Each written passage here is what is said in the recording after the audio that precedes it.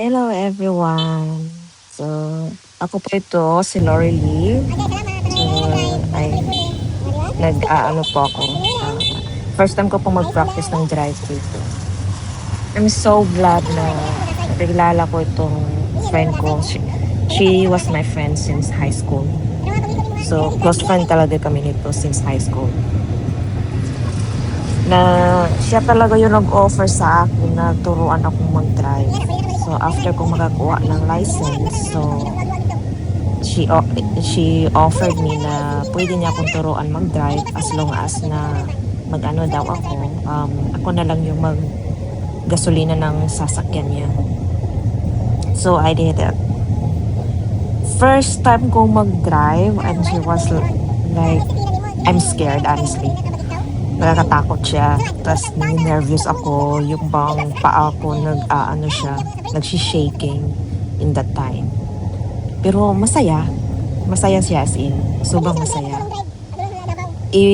Sa una, parang mahirap kasi parang pag inaano mo yung accelerator, tapos pag medyo mo siya ipindot agad, parang diretso-diretso siyang nag-aano, tawag nito.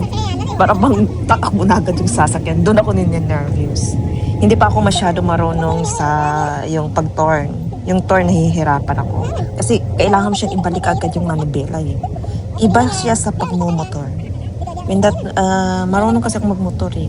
Mas madali ang motor kaysa sasakyan. Iba ang motor at iba ang sasakyan. Pero the best thing in here is hindi ka na magbabalance pa. Kasi sa motor kasi nagbabalance ka pa, especially pag 2 wheels lang yung motor. At saka enjoy, pero ang turn talaga nahihirapan pa ako. Pagbalik sa manubela, nahihirapan ako niyan. Nakatakot din ha. Muntik pa kaming mabangga. Diyos ko. But it was a really nice experience. It's a very nice experience. At saka nakaka-enjoy. So, hopefully, bago ako babalik ng abroad, marunong na ako dito. Ito kasi yung dream ko eh. Kahit wala akong sasakyan, wala naman talaga akong sasakyan. Pero, gusto ko matuto mag-drive.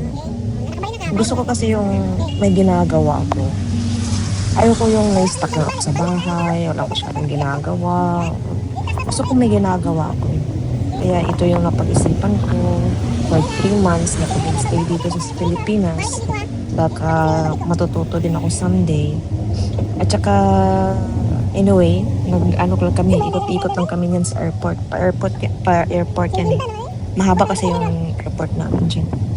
So, dyan lang kami, paikot-ikot sa airport hanggang natuto na akong magliko-liko.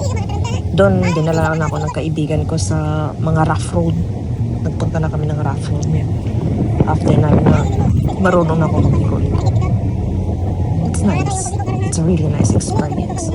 I think sa nagawa ko dito sa Pilipinas, ito yung the best na nagawa ko sa Pilipinas for staying almost 2 months sa Pilipinas. At saka plus na din yung view dyan. Maganda ang view. Nakakaano. Kaya hopefully, magawa ko ito someday. Diba? Ang ganda.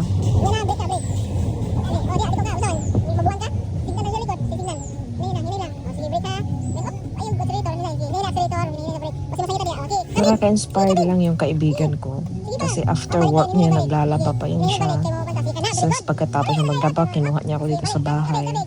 Just to teach me to drive. She's a really, really close friend of mine since high school. Kaya nga, hindi ako nag-expect. Never ako nag-expect na they treat me like this way as a close friends. You know?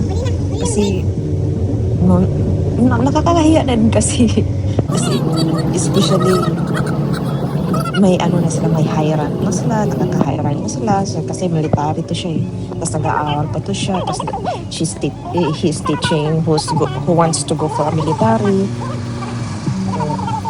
Kaya, kumbaga para sa akin, mataas na talaga sila sa akin. Yung parang tingin ko sa sarili ko, parang nabababaan ako sa sarili ko. Pero yeah, I'm glad. I'm glad to know them well. I'm glad to meet them. And I'm glad that I am the one their close friends. Thank you for watching. Bye-bye.